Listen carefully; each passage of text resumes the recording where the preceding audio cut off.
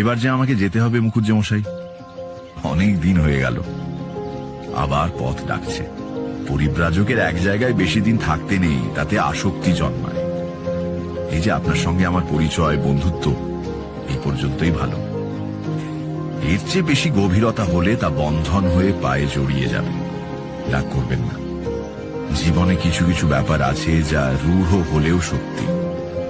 এক জায়গায় থেকে জীবন কাটাবো এমন ইচ্ছে থাকলে তো বাড়িতেই থাকতাম, মাকে কাঁদিয়ে গৃহত্যাগ করতাম না।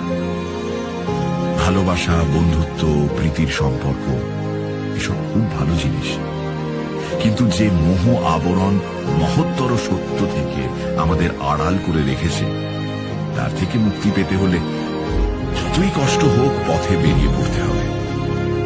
আমি আপনাদের ভালোবাসায় জড়িয়ে পড়ছি।